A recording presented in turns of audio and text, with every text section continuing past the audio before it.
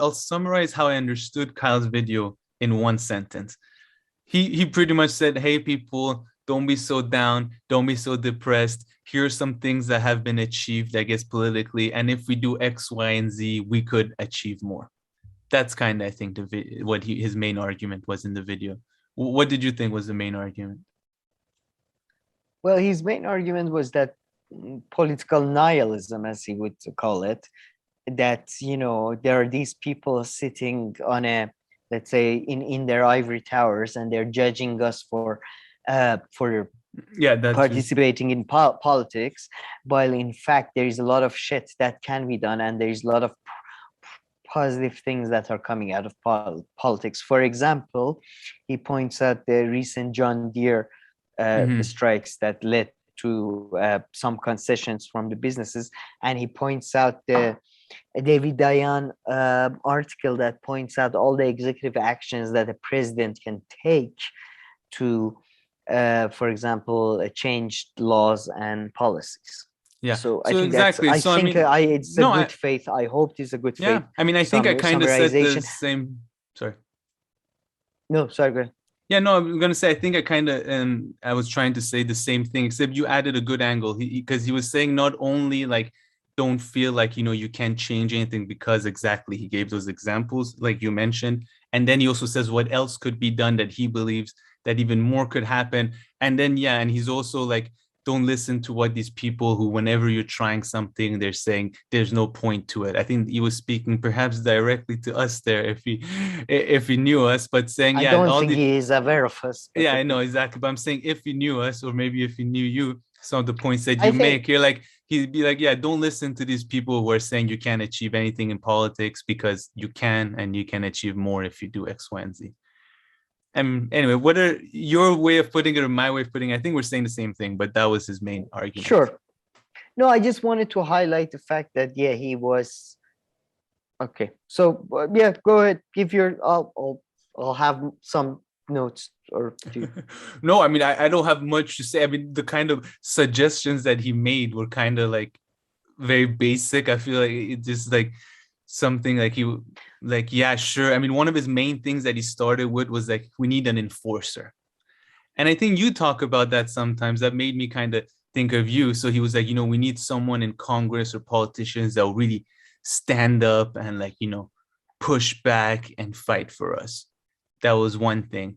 I'm like, yeah, sure. Then I think he went on this strange metaphor towards the end. There were a few other points here that I'm skipping, but then he goes on a metaphor of how Yeah, that like was the great best. That was the athletes part I hated the most. like Michael Jordan and Kobe Bryant and Tiger Woods, Basketball. they really rise up when it comes, to like, the clutch moments in the game and everything. So I think putting that metaphor aside, because that one kind of reminded me of his argument where anybody talks about a third party, he's like, no, no, no, third parties would never work. Look at Pepsi and Coca-Cola. Has blah, blah, blah ever broken in? That's like his whole argument comes on this. And Yeah, which is, finally, by the before... way, which is a stupid argument, because there has been a lot of cola companies that tried different things and then got bought out by Coca-Cola, which is basically what a third party push would be. Like, trying to get a leverage buyout from the Democratic Party. Or I can go find another industry or I can find another industry where two brands dominated and then other ones have come and taken over or made big. There are these in like the TV area, mobile cell phones. For a while it was just Nokia, but then it got kicked out. So I mean, that argument of his kind of pushing it. But one last thing I want to put, I feel like Kyle, although here this video doesn't really support it, but I think Kyle was really like, and I understand him, but really like hurt from how his involvement in politics went with the whole AOC, Justice Democrat. I mean, you can tell that has hurt him more than anything, really. Like people making fun of him on videos and all that it seems like it was just brushing off his shoulder. But this activity that he partook, it really left a mark on him, and to say the least, it seems. Yeah, I think look, I look, when I say we need somebody Okay, I don't know where to begin because I was gonna begin with criticizing. Now I feel like I'm defending myself now. Okay, first defending myself. When I say, yeah, I think first, like what I, okay, uh, I think left needs to stop wanting somebody who's not necessarily corrupt, so to speak. As in, you know what I mean? Like somebody who's in it for their personal interest, including increasing their personal power, but they would that would make them, because right now just financially there is no way left is going to compete, you know. So what do you have to offer for someone to come to your side? You, for example, I think Tulsi Gabbard is a interesting example because I don't think she really believes in anything. To be, I think she's a bit of a, like she's just a politician that wants power, kind of like, you know, that is, you know, not interested in money as much as power. Clinton was interested in money, and that's, you can't, like you can't control those people. You can't control the people with power either, by the way. They end up like a Stalin or something. So, you know, there is that. But you know, that's what I mean. I don't mean just like this leadership bullshit that I think, Fair enough. sorry, Like, but I don't think, I don't believe in this leadership. And if somebody stands up, people yeah. will gather, and then no, I'm sorry, Yeah. I but mean, no. he used the term So enforcer that was like a bit yeah, different than what he yes, was usually say, but yeah. I would agree with him though that if somebody did take harder positions, they would. But the problem is, and that's why, by the way, we don't have somebody like Tulsi or like the type I want. Uh, Not necessarily Tulsi Gabbard specifically, somebody who's interested in power. Because for since 1960s and 70s, the left has basically develop this kind of allergy towards power and this Hmm. disgust. Anybody who has power, power corrupts. It corrupts absolutely. You know, somebody like Kyle Kulinski loves to quote that. He doesn't know that quote comes from some asshole who was a pro-slavery guy who has spent his whole life, you know, promoting slavery in the U.S., even though he was from the UK, Lord Acton. You know, but he says it because, you know, it sounds cool, because it's a cool tagline, you know. So you know, that I mean, systematically, what we, to be honest, that's going back to Adolf Fried interview. Sadly, I think we're in a position that, I know it's boring and I know it sounds repetitive. We need to do deep organization, that Adolf Fried talks about, like start by local communities, local journals, or international highly active communities. I don't know. And maybe in 20, 30 years, we'll get something substantial done. So yeah, I don't think just, you know, in I don't that's what I mean by somebody like, then you can have somebody who actually likes power and then can engage in power play. Even if you get elected Bernie Sanders or Tulsi Gabbard right now, they can't do much. The power structure is not there. That's gets to my specific, if I may, moving on to Yeah, yeah, criticism. please do. Yeah, this whole, by the way, just one John Deere strikes, and he goes on a 10-minute talk about this one strike that after 40 years worked in the US, and what everybody should like abandon all the other evidence. And oh, there was one successful strike. There was also I believe last year Bernie Sanders led to a campaign that led to Amazon raising their minimum wage. Am I correct? Raising their thing to $15 or something Yeah, maybe I in can't one remember. is, yeah, it's just, oh wow. Do you want me to point that to 35? And I hate Yeah. this, by the way. History is a mixture of progression and regression and all that. You know, it's all happening at the same time. You know, so let's not just say, oh, it's all bullshit, or it's all like, it's just again, it's like freshman. It's not even freshman. This is like high school level. Yeah. Uh, So yeah, that's just I this mean, bullshit if I examples. was to be, I would just give him one thing, like this is annoying. Like, let's say if you go try something, although this is exactly what he did as well.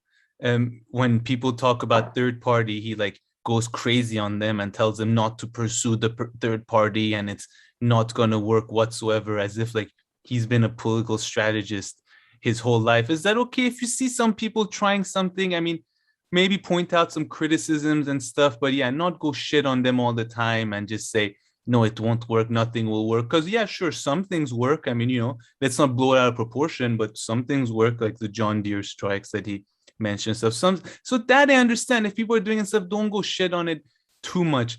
But then kind of the examples he blows out of proportion, and his solutions were just like, yeah, sure. So I mean, it didn't give me much hope. I mean, he tried to give hope. I don't think it conveyed that too much. And I'm kind of trying to read the comments to see if people are they got that out of it, but they're kind of all over the place. So never mind. So I'll give him that. That pisses me off too, if you go shit on everything that everybody tries to do and say that it doesn't work, which, like I said, he did. Right? Everybody, this is like anybody who mentions third party, he goes crazy on them. But that's the thing, though. You shouldn't do all these things because you think they work. I don't do this because I think I'm not a left-winger, because I definitely think Marxism is going to prevail. That's not. It's not. Yeah, no, about, but I'm saying, let's say if you were a left-wing activist, right? Like if say you were someone who was trying to make things and change and all that, right? So I mean, I like deciding on a strategy that is going to be most effective.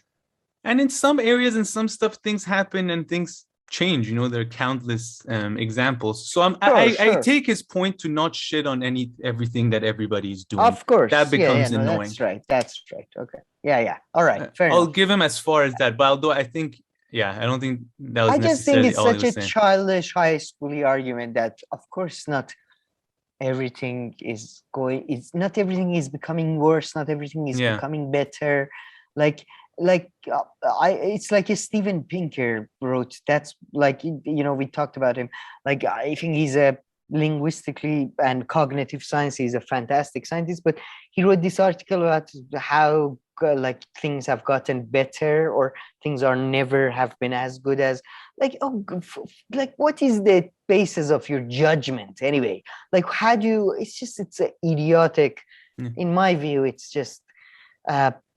Besides the fact that, by the way, nihilism is not what he like. I mean, if you want to get into the specific definitions, I don't want to get into a semantic argument. But for somebody who thinks, by the way, for somebody who's constantly shitting on a lot of people and it's just the level of arrogance. I'm sorry, but I'll be fair to him. I'll be let's be 100% fair to him. So he used the term nihilism. I'm just being really, really nice. In a popular sense. No. He used it on the picture of the video. I closed it now. But in his title, he wrote right here, I have it. Sorry. So look, on the picture, he wrote no more political nihilism. But the title of the video says Kyle's case against doomerism. So nothing would work. So he himself, I feel, was kind of stuck with which one to go, and the different things, right? I mean, he's not. I mean, look, I hate that sentence. Nothing will work. Just like I hate the sentence power will corrupt, and absolute power corrupts absolutely, because they're both goddamn vague bullshit. Yeah. Like, nothing works. What do you mean nothing works? In regards to what? In relation to what? Like, what do you mean? Like, yes, of course, nothing will make the world a paradise tomorrow. Yeah. But also nothing substantial will happen tomorrow. You know what I mean? Like, it's just, again, childish arguments for childish people instead of talking about real policies or anyway. I don't have much else to add. I mean, and again, by the way, I wanted to add the bad faith one. I don't know, that one of the reasons why I hate that interview, Miss Sargon, was the whole thing about the fact that, I mean, stylistically, I wanted to come to this, and I wanted to wait for this thing that we don't care about your, tell me about it, sister, tell me about it. I wanted to do this thing at our law firm, and in our law firm, they were like that thing. And then tell me what happened in your experience. And then Kyle is like, if you think about it, Tiger King, they said he won't come back from his things, and then he tried, and he had this mentality. Oh, come on, what is this, a goddamn movie from 1990s where Samuel Jackson is a coach of a basketball team and gives you a speech, or Kurt Russell is your hockey coach in America? Grow up.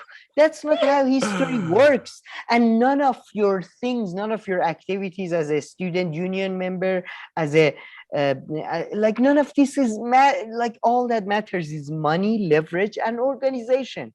And organization, I mean labor unions, that was shit. Like proper organization. This bull. Oh, Michael Jordan. They said he can't come back from.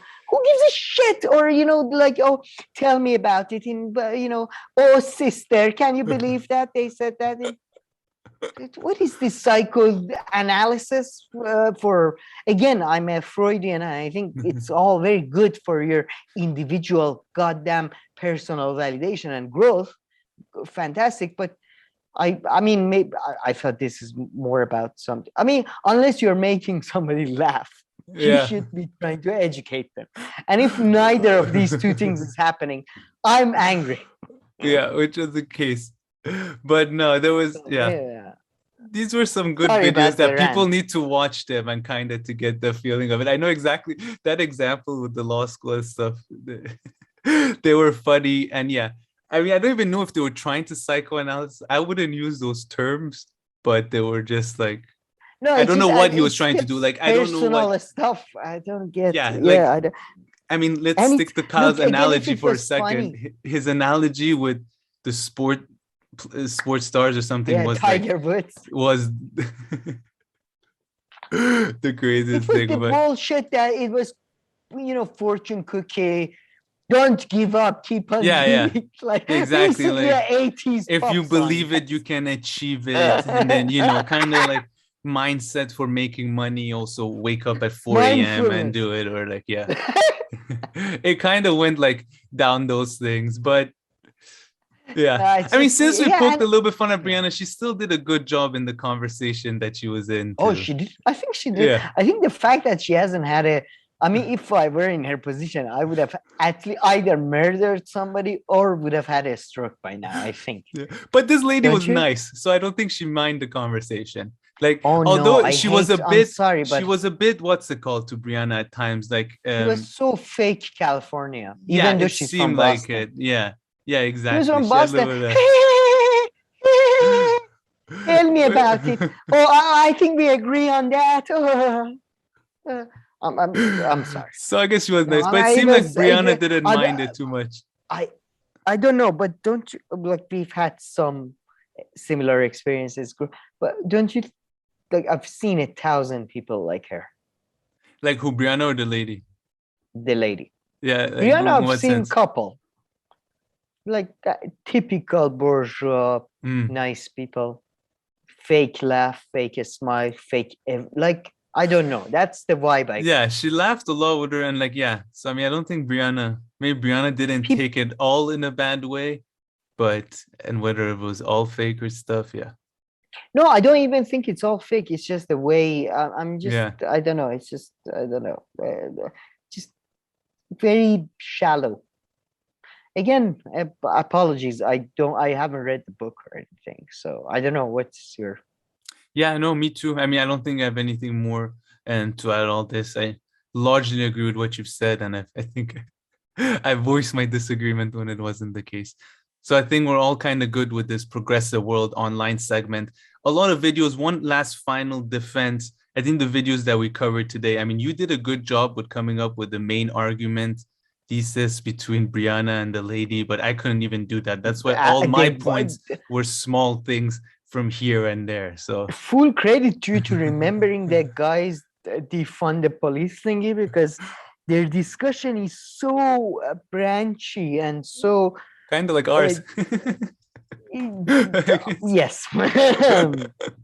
Sure. Yeah. Touche. Sometimes, not always. At times we try to stick to it, but yeah. I love the fact that I try always to come up with these structures, and then I end up being the one who completely deviates from them. So yeah, it was good stuff.